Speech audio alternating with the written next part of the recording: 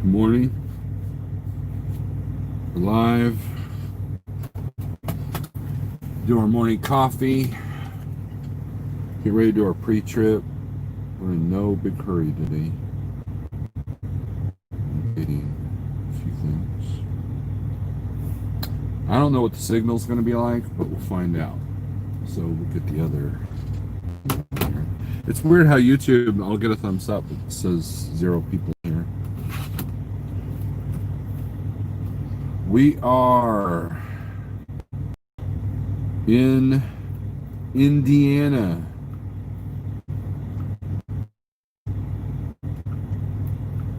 Having a good old time. Those of you who watched Pale Rider TV, you saw my beautiful face on his channel. Didn't really have much to say. You guys like my thumbnail? You guys should like my thumbnail. And Marty, I'm gonna call you today. Oh, echo. Echo. Marty, I'll call you today. Probably after I get rolling. Spaced it, I apologize. Look, if anybody calls me and you don't get me and I don't call back, don't take it personally. I'm very, I don't know. My memory sucks. And any given day I'll have like 20 phone calls. But what are you gonna do, right? What are you gonna do? So let's do some shout outs and then we'll get going here. Daniel Adami, Charles Brandt, Pigtail, Scott, Chasing America, Don Schonger. Morning, Charles. Chucky is in the house. Chucky, congratulations. That house is beautiful. And you did pretty good. Chuck for Life, haven't heard from you in a while. Your Pale Rider TV. Pale Rider TV. I think it's great that Pale Rider TV does a stream art and allows people to come in if you want to chat and have a good conversation. It's kind of like if you guys remember, there was a few times that Anthony Blackbeard did like this Google Hangout thing, and that got pretty fun at times. And we need Pale Rider StreamYard to be kind of the same way, right? We need to get some people in there, joke about things and talk about things and have roundtable discussions. I believe the StreamYard thing is a really good platform. I enjoy it. So, Freight Broker Trainer. How's it going, Eric? I had a great show last night. Had a great turnout. Good deal. Good deal. Nice picture. Don, did you like that? Interesting cat box. And I thought, I got like 5 sunset pictures that'll probably be used for a lot of thumbnails. Because I run out of ideas for thumbnails. I don't like using myself as a thumbnail because that's kind of lame and narcissistic. So, for me, I mean, if you want to do it, fine. I'm a live and let live person, right? But I'm here at this Road Ranger. I decided that I didn't want to give Petro any money for parking yesterday. And I'm enjoying this new ELD system. I really am. I'm not enjoying all the alerts I get on some things that are going on with the company. But hey, that's part of the job, right? But anyways, I've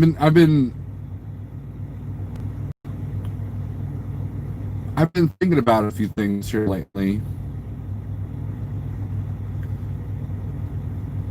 and I try to watch the world from afar. And what do I mean by that? I try to watch scenarios and situations and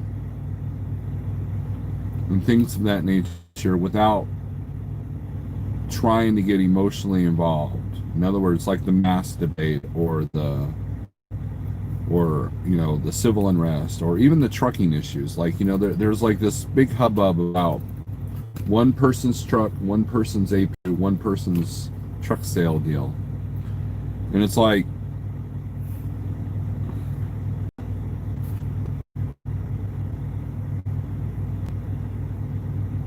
it's interesting to see the arguments like on Facebook about the rates and what's considered good freight, and see theories about what's going on with the government, what's going on with the trucking industry. And here's what got me down yesterday. Have more people like Chucky and maybe Chasing America have married couple that truck together would be a good interview. And I think some trucker wives ought to be in order, right, Pale Rider? My wife has volunteered to be on if another trucker wife will come on, right? Evening, Pale Rider. Great show last night. James Best just got up. But that's a good idea, Triple T. That's a good idea.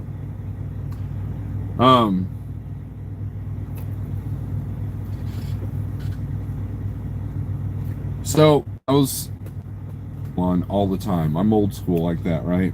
And I don't know if my radio needs work or what, but I pull over to rest area there off of I-69 in Indiana. I don't know why I can't talk this morning. And, prepare my dinner, so I've got like literally 3 hours, 45 minutes left of my 11, and I wanted to get to Effingham, which was 3.5 hours, right? Now, I haven't been on 69 in a while, so I didn't know what the construction was like or whatever, and I knew it wasn't at least as bad as I-70 is right now between Indianapolis and Columbus, right? And literally get 3 miles, and we're at a backup. So I get on the CB and I say, hey, what's going on up here? And I got reamed by this one dude. He was like, well, if you had your radio on, you would know it there, Mr. Backup Radio guy. Like, and it set me off a little bit. So I told him, I said, look, I ran with my radio off. The only thing I've heard for the last 10 minutes is you bitching about something. And that was the truth. And he never answered my question. He never answered my question. And I never got an answer from the northbound side. And all I heard was complaining from 2 guys, 2 old, jaded, veteran truck drivers that think that the industry is going to hell in a handbasket, and that these new drivers that don't even know how to shift gears don't know anything, blah, blah, blah, blah, blah, blah. And then, what do you think came next? The E-log conversation, right? The E-log conversation. And then this guy literally said this. He goes, yeah, man, these E-logs are tearing this industry apart. I used to be able to pick up a load in the Northeast on Friday and have it delivered there in San Diego on Monday. Can't do that anymore. These new truck drivers don't know how to do that anymore. And it was all this hate and discontent. And I'm like, and so now I'm in an argumentative move, right? Argument. I was in the mood to argue, okay? I can't talk this morning. And better get it. And I get on there, I'm like, you know what? You guys complain that no one's on the CB radio, but then why would someone want to be on the CB radio with all this griping and bitching and making fun of people, right? And he asked my wife. I was on the phone with her for part of that, and she called like shortly after these little arguments ensued, and the guy never like he was argumentative, but not like to the point that, hey, pull over, I'll kick your ass, that kind of thing.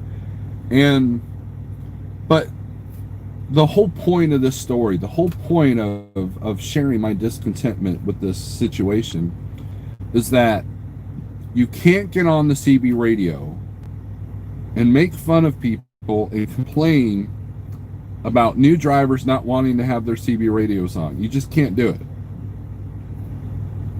Because you're part of the problem, right? You're part of the problem. And all of these guys, and I hear it over and over and over. I've been out here 10 years and I hear it over and over and over.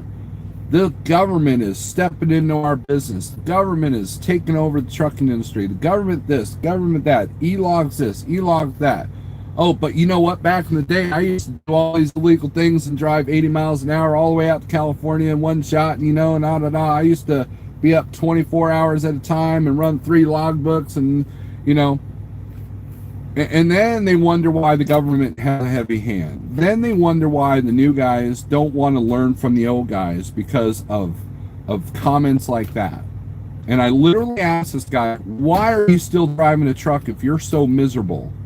Well, I'm getting ready to retire in 2 years. Oh, great. You're going to share 2 years of your misery with the rest of the world.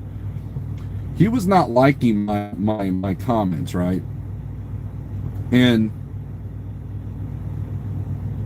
at one point I was like, man, it must be fun inside your truck. It must be a fun ball of laughs living the life with you. I bet you're divorced. And he goes, not my personal business, none of your business, and no, but then later he admitted that he was divorced, and it's like, when it comes to energy, and this is the part that a lot of people fail to realize. Everything is energy. Frequencies are things that affect you. If you have a high-pitched noise over and over and over and over and over, eventually you're going to be like, rah. It's not physically painful, but you can hear it. It's a frequency. It's a frequency designed to annoy you. Well, the sound of someone, the misery of a jaded old truck driver is the same thing, right? And it's like, here's the thing, and this is what's interesting. So we got off talking about politics, right? Because I don't know what it is about traffic jams, but it always inspires a conversation about politics. And these two guys were sitting there, oh man, if you don't like America, you can leave, to just in general, right? And it's like, and I got on the radio and I was like, if you don't like trucking, you can leave. It's like, I don't understand these guys that sit there and say, oh, when I retire, man, I'll be glad to be retired. Well, then retire, quit now, leave the industry if it's so horrible. Leave the industry if you think the trucking industry is going to collapse, and then good old days. I saw someone comment on that, and I'll get to the comments here and read names and stuff because I know you guys like that. Look, I was around in the old days. I wasn't a driver. I was a kid, okay? It's trucking, not prison, exactly. And you know what? There were bad drivers then. There were a-holes then. There were accidents then. You didn't have 4 people pulled over to help you out if you were broke down. That didn't happen. I never saw that happen. If you drove in the Northeast, right, and I watched this, every trip that I went with my dad went to Hunts Point, New York. Every single one, right? And guess what? There was a driver that ran my dad off the ramp, stalled his little, and it was in a rainstorm. It was a container truck. Barely any truck drivers in that area could speak English. It's the same thing. The same issues we had 30 years ago. It's the same issues we have now. And so anybody who sits there and says, oh, good old glory dickers, right? Now you've got all these people that own Harleys that have never set foot in a biker bar, have never had to get in a fist fight, and they got all this money, and the biker is a different thing now, right? But I remember my dad and I being treated poorly because we were truck drivers. If you watch the movie Convoy, as ridiculous as parts of it were, there were actually a lot of parts that were realistic. There were a lot of parts about how truck drivers were viewed back in the day. They weren't viewed like knights in the road. They were viewed of the road. they were viewed as scumbag biker style people with the big vehicle that did meth and speed, or not meth but speed, you know, the trucker legal speed, the white thins or mini thins or whatever they're called. And you know, I mean, look at the movie Duel. You know, that was the image of the American truck driver back then, right? And then during the days where we wore uniforms, you know, like in the 50s and 60s, guess what? The Teamsters were killing each other back then. People were shooting at trucks back then. The Teamsters versus the Independents. So this whole glory, beautiful, golden age of trucking, that, yeah, there were aspects of trucking that were better back then. You know, as far as like, you know, there was more camaraderie, but it wasn't like a utopia of awesomeness, you know. And you back then, you had these jaded old truck drivers, you know, griping on the CB back then too. So it's like, either deal with it or get out. If you can't adapt to the trucking industry on how it's changing, then get out, because not every change in trucking is going to be bad for you. For example, anybody who's ever rode in the 1978 Ford cab-over short wheelbase truck, I guarantee you that you prefer the Kenworth T680 over that. I know I do. So the luxuries that we have in these trucks, the modern conveniences of having a convenience store or fuel stop at almost every exit, that didn't exist back then.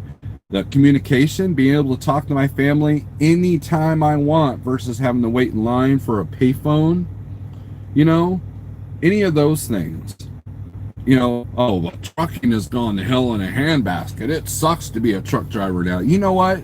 Now's the best time to be a truck driver out of any other time. And I will argue with anybody on that, because I can literally get on Google Maps and pinpoint exactly where I need to be. I can call the customer as I'm driving down the road to get directions, to make sure I'm not going on a non-truck route, and be able to pick up the load and email the broker and print off stuff in my truck and do my job as safety guy, you know, with this. You tell me you want to do that 20, 30 years ago, you're lying.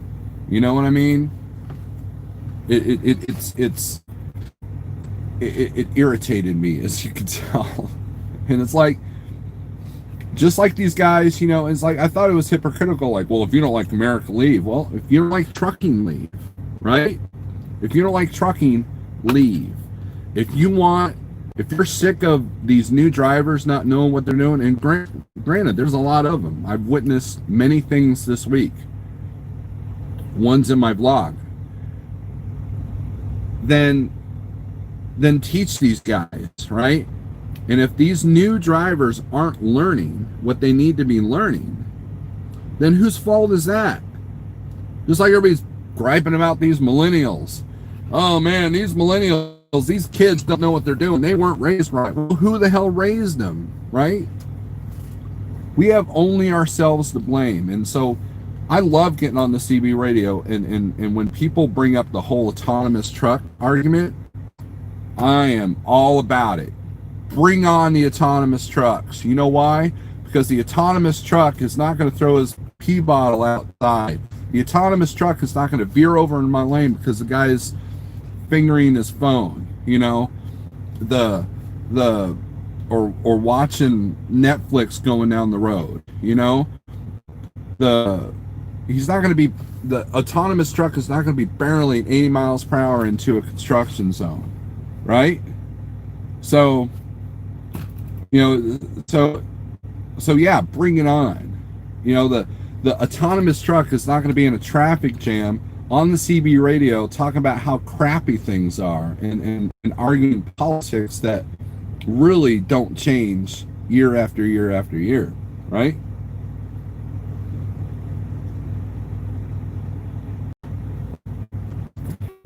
So don't lecture me about these new guys that don't have the CB radios on, and then make the CB radio a miserable place. And you know that thing off out of frustration. Very rarely, right?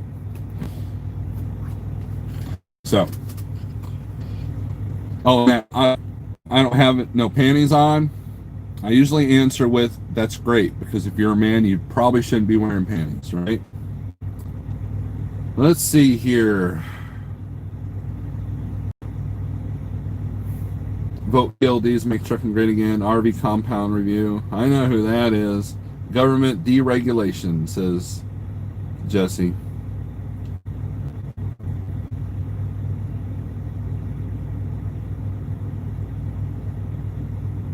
There are just some people that nothing will ever make them happy, and that's true. You know, I once had a person say, "Man, a truck driver can win the lottery and be like, well, they're taking half of it in taxes. You just won $1 million. Well, I'm going to lose half of it in taxes." You know.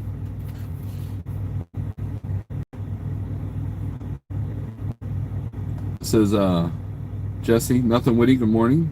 How much did you miss? You missed all of it, and then none of it. Bills are the prison trucking for some work released from that prison. Right, and here's the other thing. Why make fun of a driver for how he feeds his family? You know, oh, I can't believe you work for such and such company. A Kenworth. I would never own a truck with the PACCAR. I would never do this. You're a dumbass if you have that. You know, and it's like, you know what? Shut up. Shut up. Because all you're doing is putting negative energy out there. All you're doing is like, you want this industry to improve, then quit your bitching. If you want to change something, change it.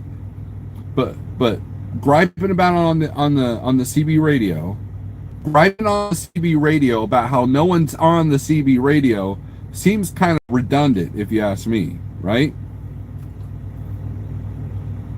I've definitely seen the trucking industry definitely change from help each other to no one wants to help anyone.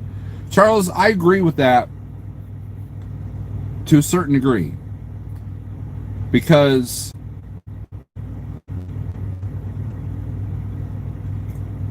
if you look closely, you're still going to have that person that's going to help somebody else back into a spot. You're still going to find people that will help you slide your tandems. You're going to help people that ask a question and they're willing to answer, right? You know, and that still exists. It really does. It really does. You just got to look a little bit harder. That's it.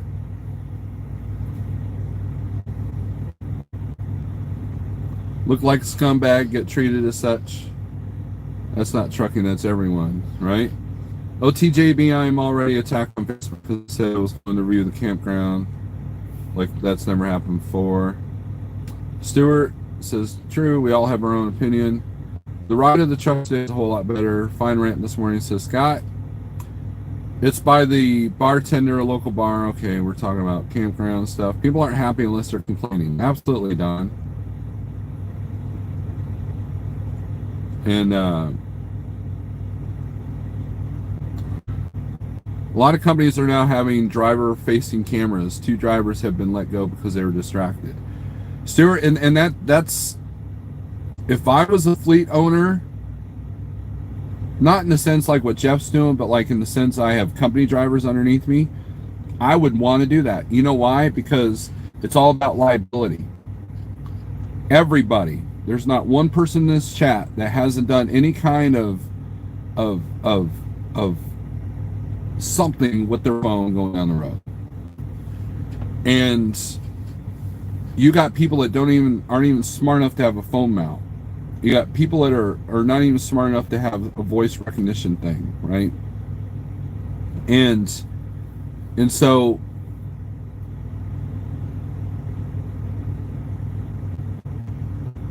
as much as I would hate to have, you know, people say it's invasion of privacy, but what happens with a lot of these driver-facing cameras is that they'll turn on if there's a critical event, right? And if I'm trusting someone that I've never met to drive a $160,000 vehicle for me, hauling, you know, $100,000 plus freight, guess what? I want to protect my asset and protect my company as much as possible. And it's a shame that we've had to get to that, because how many truckers do you guys see that pass you that are like, you know, in their hand completely? Or they're doing this maneuver, they're doing this whole, you know, and then when they shift, they, you know, they're doing that, you know. How many have you seen that, right? So yeah, so you screw up big time, guess what? Companies are going to force more rules. You know, Schneider, you know, they micromanage you, right? Why? Because they got tired of people screwing them up. Every company is worried about what they call a nuclear verdict, right? The verdict that's $90 million, you know? So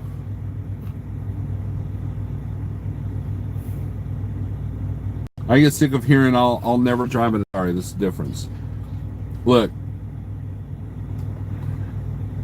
if you went by an old school guy that says, well, you know, if you drive an auto shift, then you're not a real truck driver. If you drive, you know, this, you're not a real truck. You know what? In Europe, they've been using automated transmissions for a long time.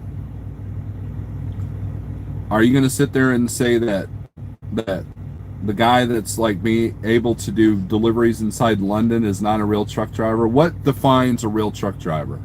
What defines a real truck driver?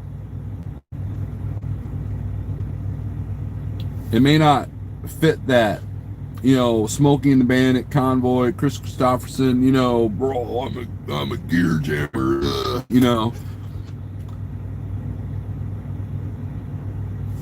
But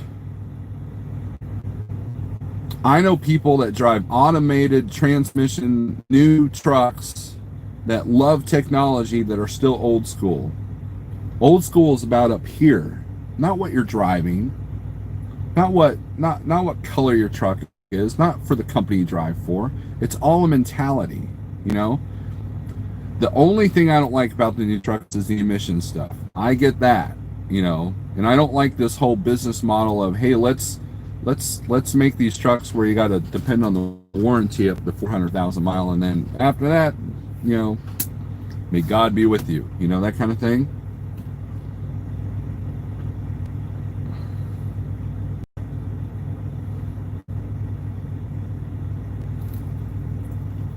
Sad thing, people think that camera is against them, that really is there to cover your butt. Do you really think the company wants to hand over incriminating evidence? Right. Yeah. And that's true. James Best brings up a good point. If you have a camera, whether it's out or in or both, that can like prove that the driver wasn't at fault, but it can also prove that the driver was at fault, right? No excuses.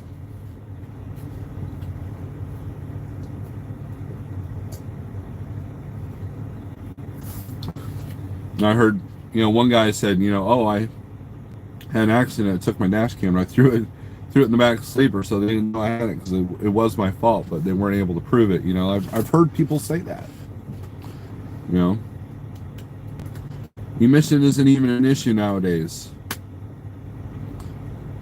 You know, I disagree with that, James Best. The new emissions on the newer trucks, the newest trucks, are a lot better, but it's still a lot of expense for something. I don't know, I guess it saves the environment. I guess if there was as many trucks as there are now rolling black coal, that would be probably a problem. So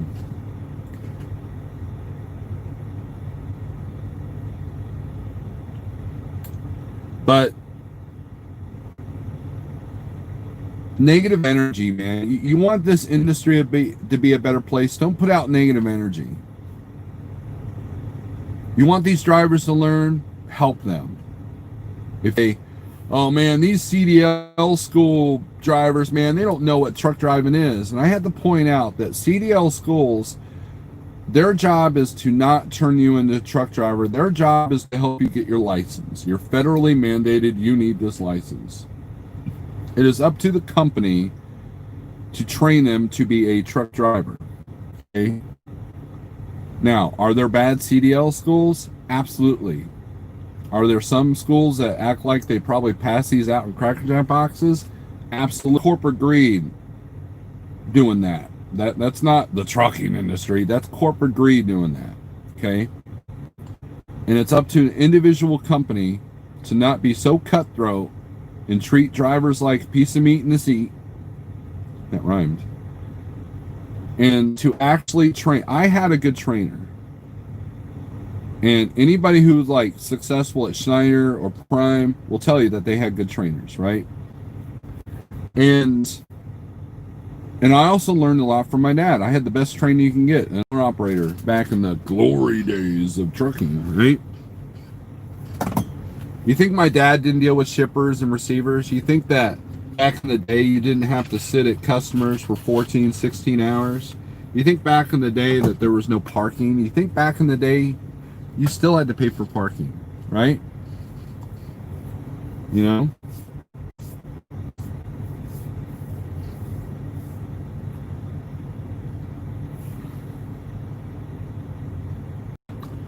What makes a real truck driver? Flip-flops and a YouTube channel. Team Tiny, that's funny.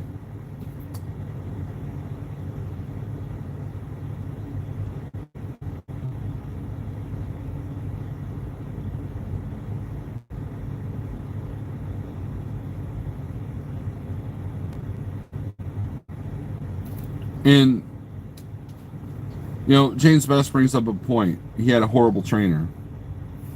And that's because the company he was at, you know, which are known for being horrible about training. They're one of the biggest contributors to the negative aspect. And what happens is when you don't train the drivers right, they make a lot of mistakes. And they, you know, that's why the average truck driver career is like 3 years. Because you do one or 2 years of OTR, you get upset about it, and then you go day cab, and then that job doesn't pay enough, and you end up finding something else to do. You know, it's getting harder and harder to find the guys that have been out here more than 5 years. And so sometimes it's a case that these guys don't have anybody to teach them. So, and then part of that is that the companies don't value the good drivers that they have, and that's a big problem. But that's corporate greed. That's not the newcomer's fault. That's not the foreigner's fault. That's not it's corporate greed that says, you know what, we don't care. We can replace you with 10 other guys that need a job. Oh, gee, I wonder why my accident rates are up. Gee, I wonder why my trailers look like crap. Gee, I wonder why, you know, we've had to replace 5 hoods this week. Gee, I wonder why we just had an $80,000 settlement that we had to settle out of court for an accident, you know?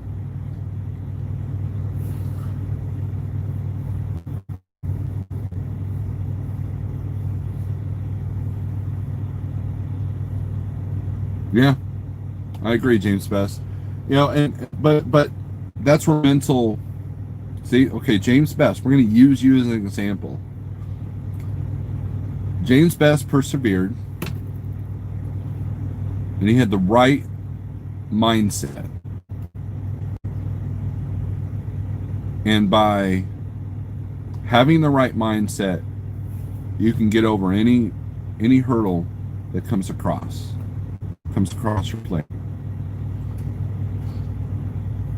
And if you absorb yourself in all the negativity,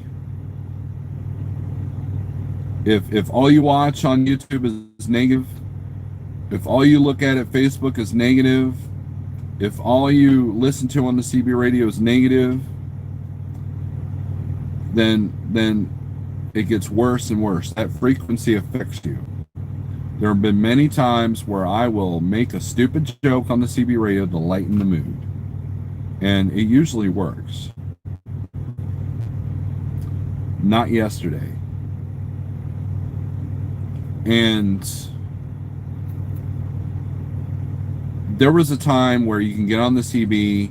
I remember this specifically. We're going to St. Louis, and there was like 5 of us all talking on the CB radio, and we were having a good time. We were talking about things, and one had his wife with him, and she kept like teasing the guys with things that she was saying, and it was like, and we were watching out for each other. Hey, there's a car coming up on your right hand side, you know, watch out for that guy. Oh, there's a bear up there, you know, and I missed that, and but the more jaded these drivers became, the more they complain on the CB radio.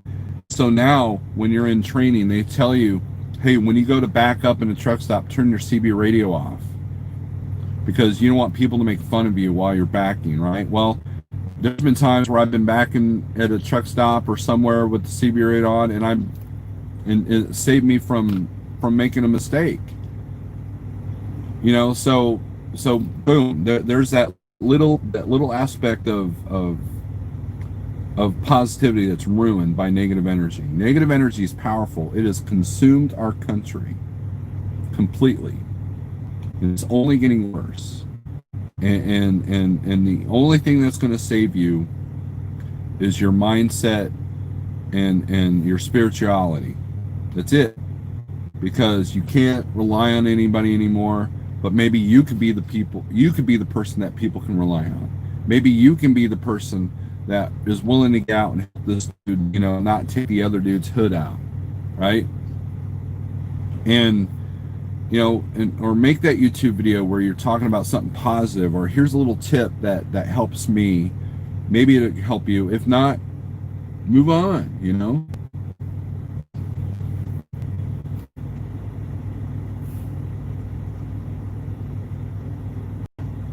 I miss the old bear reports. Truckers Table, do you guys remember when Illinois was 55 for trucks? You guys remember that? And it was like everybody rolled at 63.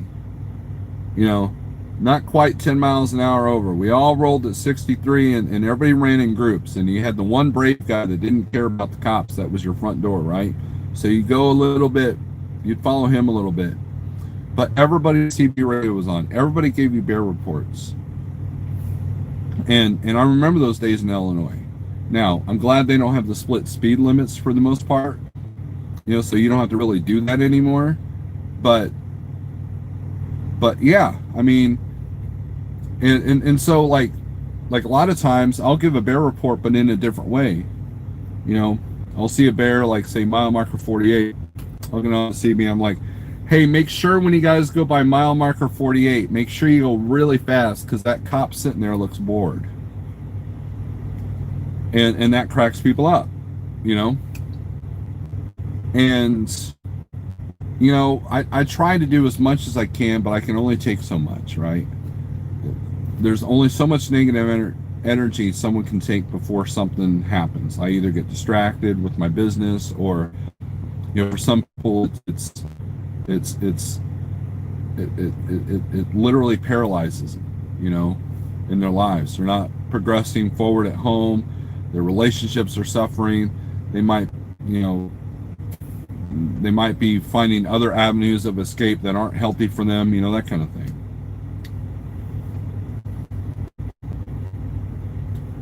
It is tough, Team Tiny. I agree with you. It is.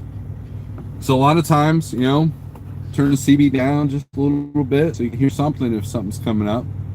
If you hear a lot of chatter, then turn it up.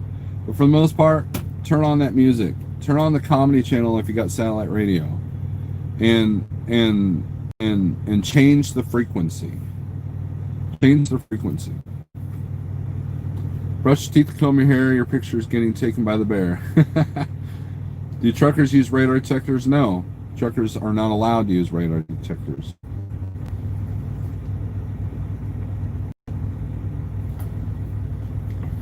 Even though they sell them in the truck stops, they are illegal in a commercial vehicle. Dennis, what's up?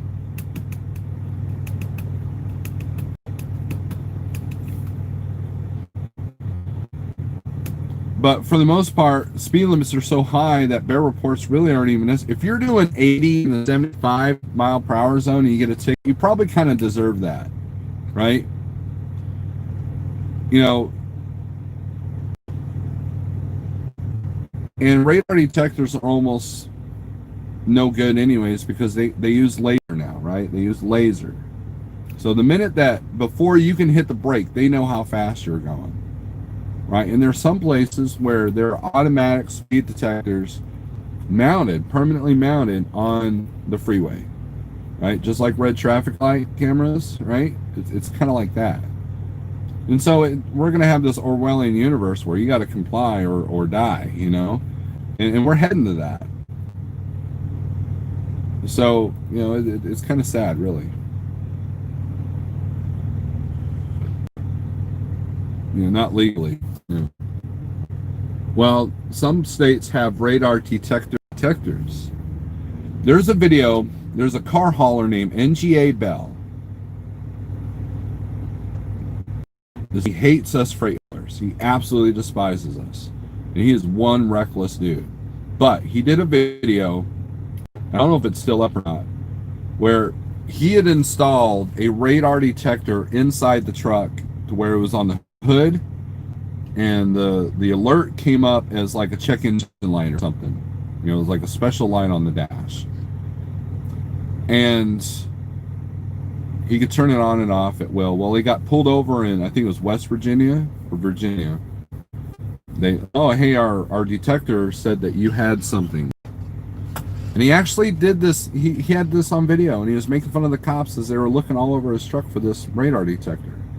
And so they're looking at his tablet, they're looking at his ELD, they're looking at his phone, they're looking at his CB, you know, and they're just scratching their heads. And he's sitting there in the video with tech going, oh, they can't believe it. That guy's leaning against the hood. That's where it's at, you know, that.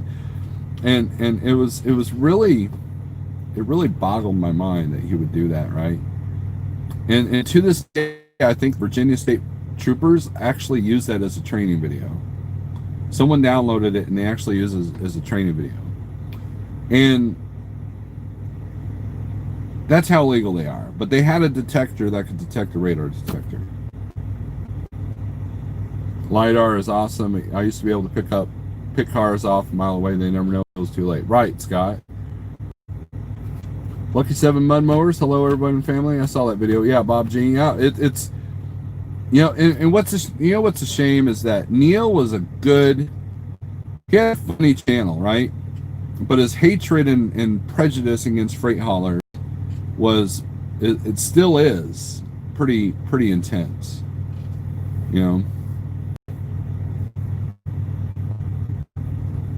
And it just goes with the whole division, right? You know, car haulers hate freight haulers, and flatbedders hate door swingers, and you know, you're not a real trucker unless you're an owner operator, and you're not a real trucker unless you're driving a big hooded Pete. You know, all this division, all this, you know, you're not true independent unless you got a paid off truck. You're not, you know, all this crap, right? You know, I remember I came across this one guy that had a cab over in the video. It's like in the YouTube video. He had a YouTube channel. I don't even remember his name. But he says, if you use a GPS, you're not a real truck driver. GPS shouldn't even be in your truck. Have a computer in your truck. Well, what if you run a business with a computer? You can't do that. I mean, he literally said that. And it's like, guys, I'm going to tell you a little secret, okay? I'm going to tell you a secret. This is going to be one of Snorlord's golden nuggets, okay? It is actually possible. It's actually possible to be old school, but still embrace technology. No. You mean like the best of both worlds? No way. Yes, you can do that too.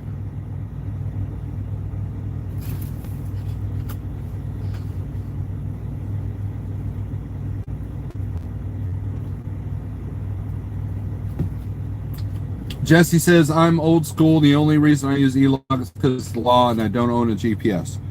And that's fine, Mr. Barrett. If you get by without it, that's cool. As long as you don't berate other drivers for using them. the part I'm getting at. I don't care if you hate GPSs. I don't care if a person hates, this, that, or the other. It, it's live and let live, right?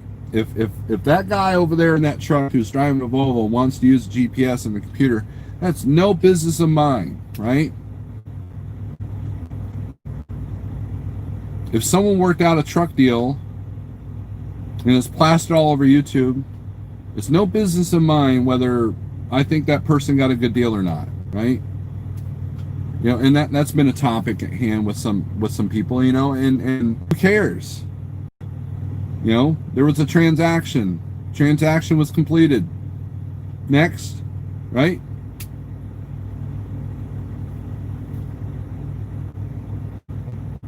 Looks like I'll be stuck here at the shop till Monday, maybe Tuesday. Daniel?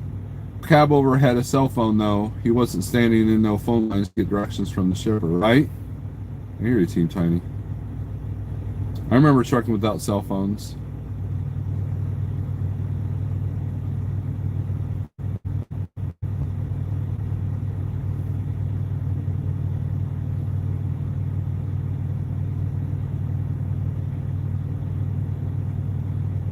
And that's great, Barrett. You don't care what other people do. And I get it. GPSs aren't perfect. They'll put you as much trouble as being lost. But, perfect example is the roads that it tried to take me down yesterday. But you have to be savvy. Like, my knowledge of GPSs and how they act was very important in making sure that I didn't put myself under a 12-7 bridge. Because GPS said it had the road wrong by one block, that kind of thing. Live and let live. What an old-fashioned idea. No one does that anymore. How can I get my fix of moral superiority if I leave people alone? Nothing, Woody. That's perfectly said. Perfectly said. And I'm glad you help others, Barrett. I know you do. We've talked about it a lot on Zello, and I've seen what you've done, right? And you're a successful businessman because of that. I believe karma works, man. I believe that, right?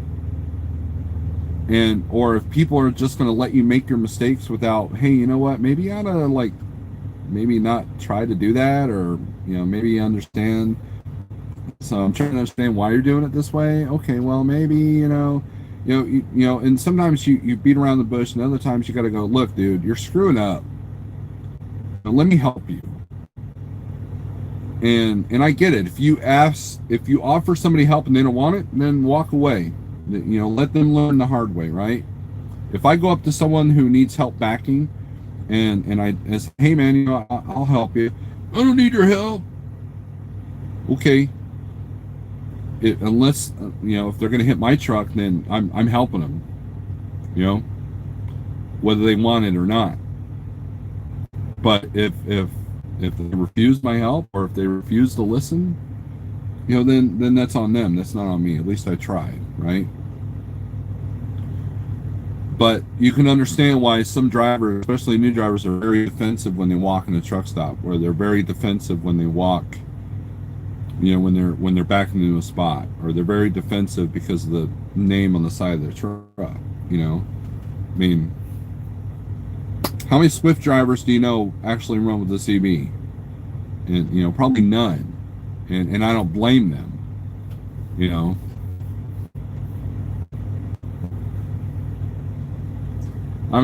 I'm at that last possible day to run and make a truck payment, and now I don't think I'll be able to. I thought you had a bunch of money saved up, Daniel. I think you were on Zello just a few days ago bragging about how much money you had in the bank. And I was very proud. You were doing really good. What happened? Did something else happen that kind of took all the money? I get it. I get it. I just had a $5,000 repair myself, and I'm looking at probably another bunch of money in shocks and probably another set of steers here in the next month.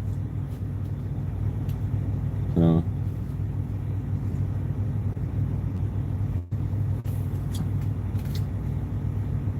RD says first.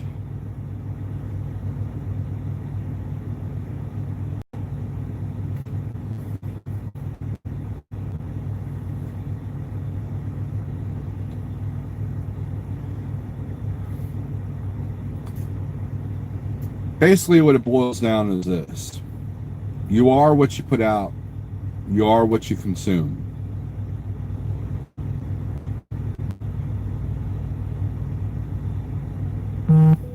I've never understood the obsession in celebrities, right? I've never understood that. I've never understood the concept of the National Choir. I've never understood that.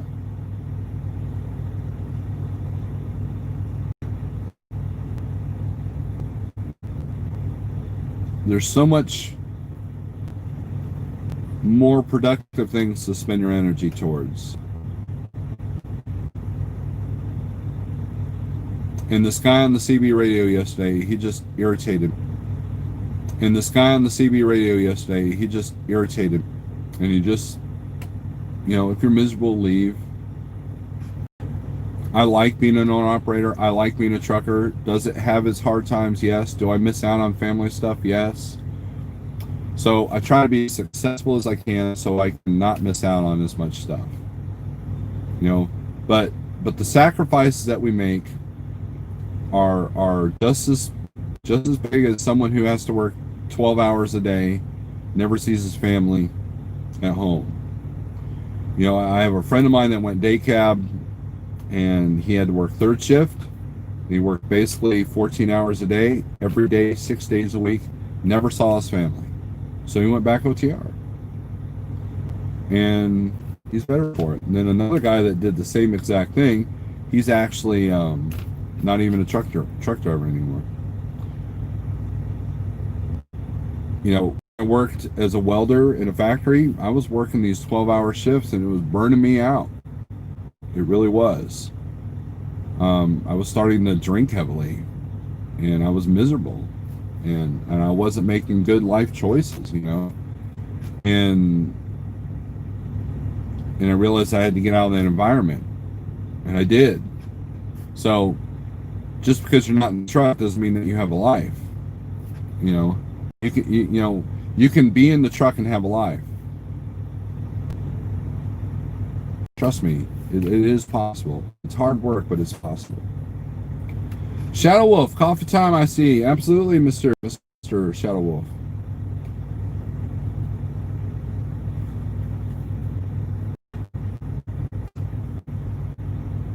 I did, but I went to pay my truck repair, and now this time the estimate is about $4,200. Wow, $4,200? Dang. That sucks, man. I hate to hear that. RD Trucking says, I'm still trying to check into this freak show over here in PA. You know why, RD? This is something I tell Steve Berger all the time. You know why? Because it's Pennsylvania. There it is. And I have experience with Pennsylvania. Trust me. But money's right. I'll go in there. So I'm hoping that you got well to do what you're doing right now, dealing with Pennsylvania. No trucking credit for repairs. So, Daniel, does that mean that Schneider Alliance is going to cover that?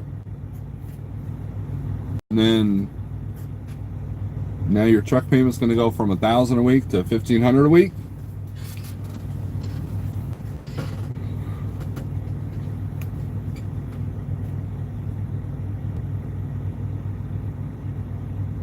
Air compressor is about $1,400, but the rest is all labor due to having to remove other parts to get to the air compressor. Mean to tell me if my air compressor goes out, that's going to be a $4,200 repair? Jeez. I've already spent $5 just to change the manifold out and some sensors. I got dudes wearing women's clothes over here, and I guess it's okay to wear your BLM gear at this company.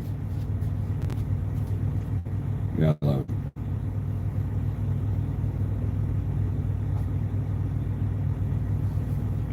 I watched a 6-minute video on YouTube that did not make me feel warm and fuzzy about things.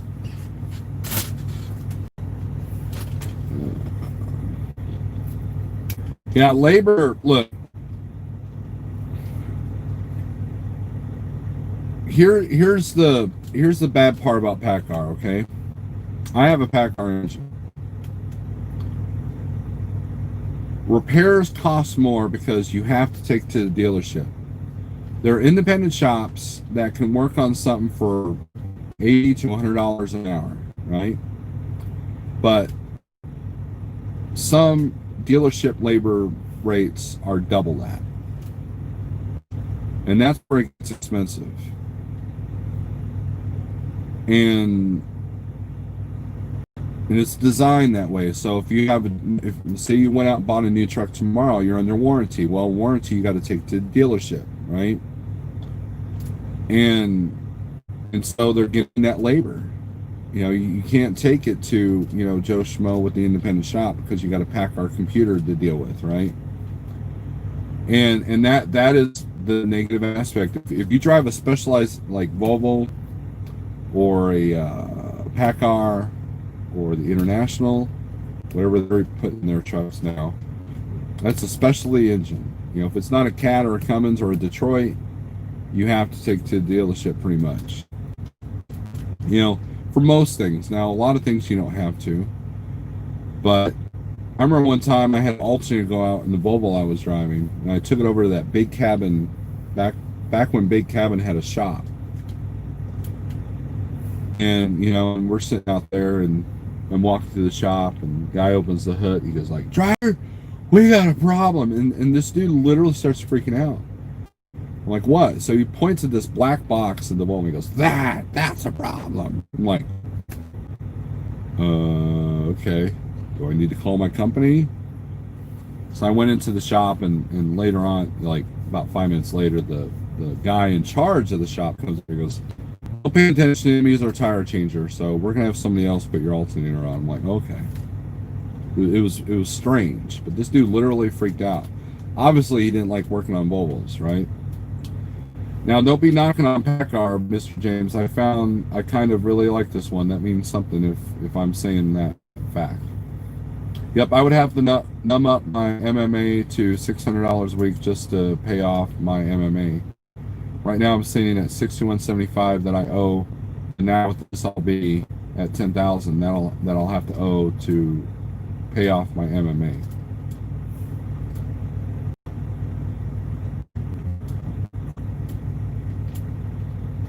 Yeah, James Best, I agree with that statement. We're lucky to get tires put on right with that company. Daniel, I hate it, man. And that as bigrigceo pointed out last night,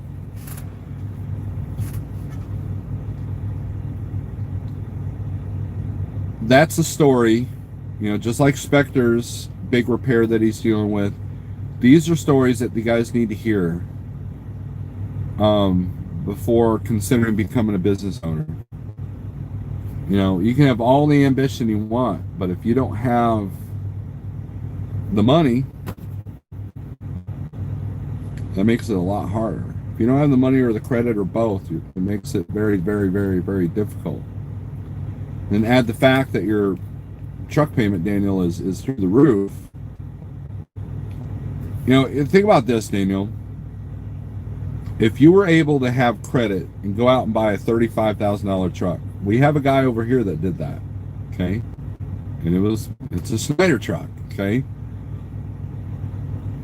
Think about how much money you can save making the gross that you make now, but with a $600 a month truck note. Think about that. And so that's why I say credit's very important, because Schneider Finance will give you a truck, but you're going to pay. You pay for that convenience. It's like these places. I once paid like $2,000 for a $500 car because it was one of these 25 a week places, you know, because I had no credit, right? So you're going to pay out the yin yang for the same thing that the guy with good credit can get for like almost 70% less.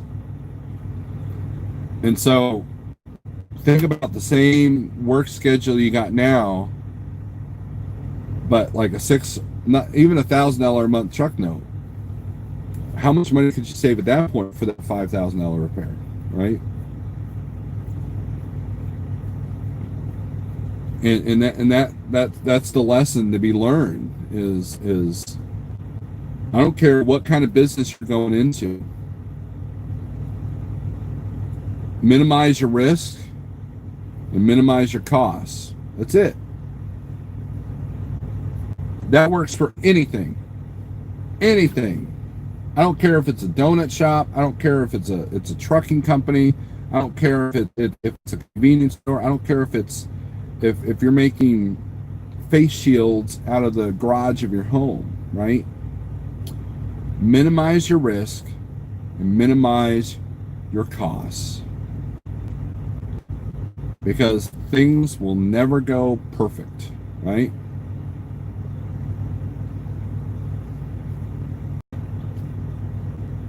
And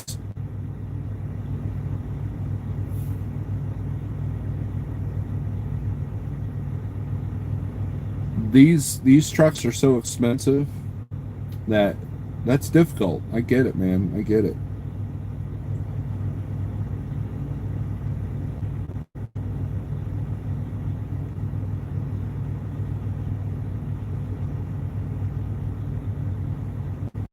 You can owe no one nothing, but there will be something that'll eventually take you out of business. Right. If you have a paid off truck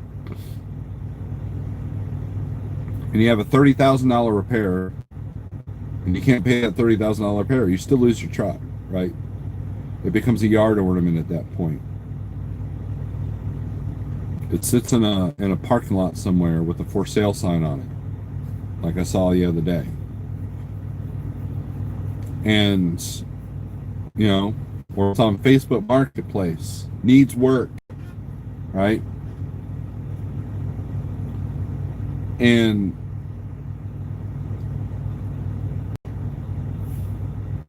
that's the reality of the situation. But that's like that with any business. I don't care what industry you're talking about. It's all that way. It's all that way.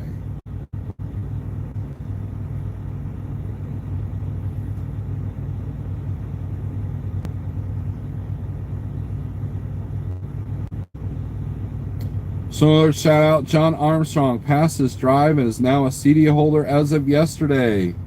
Nice. How come John's not in here? Good deal. Thanks for the $9.99, Team Tiny. I appreciate that. So I made $10 an hour. That's awesome. Or actually $7 if you take Google's cut out of the equation. But I appreciate that. Thank you, John. If you're watching, congratulations. I know he's been looking at that for a long time. Lisa, have you considered changing to the company who got the contract? Says, okay, Trucker Lisa, my company lost a dedicated account I've been on, officially APR again. Yeah, but Lisa, aren't you close to paying that lease off? You pay that lease off, you take that truck wherever you want. And we got a spot. We got a spot, Lisa. Come to the spot market. You won't have to work that hard. Well, you'll have to work hard, but it depends.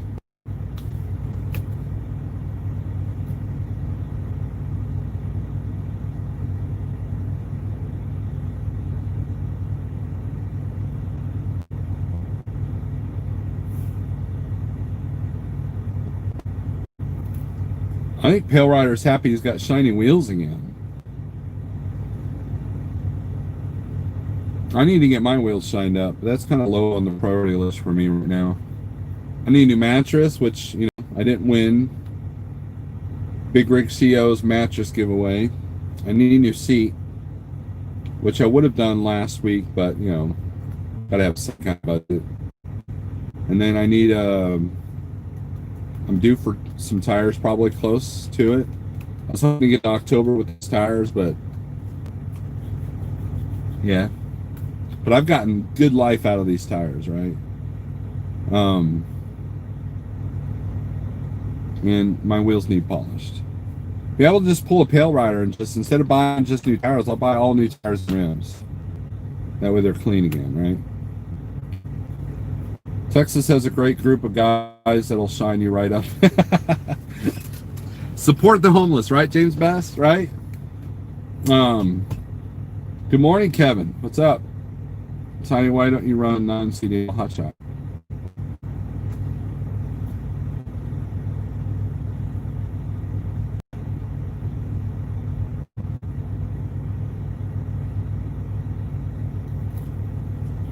Lisa, if you want more information, man, you got my number still probably. But anyways, guys, we're over an hour. It's been an hour of me saying absolutely nothing. Okay, nothing of value here for you. Okay, so I appreciate everybody. I appreciate the super chats. I appreciate my friends. I appreciate my family. I appreciate everybody that contributes to the positive end of the spectrum in the frequencies of our world. So with that being said, thanks for watching. Thanks for the $9.99, Team Tiny. I will, Shadow Wolf. I will. There was one guy I've heard good things about, but I have not seen him in a while. You can lease a truck and buy a trailer. Have a great weekend, everybody. All right, guys. Thanks. Be safe. I usually do a weekend live on Saturday. I'm not doing one today. This is it. This is the weekend live right here. You know, it was morning coffee instead. And my numbers usually do pretty good on Saturday morning versus Saturday night. So that's why we're doing this now. Thomas Wilson is late as usual. But with that being said, take it easy, people. Be good. Be the positive. Be the reason why someone wants to be happy. Okay? All right? See you.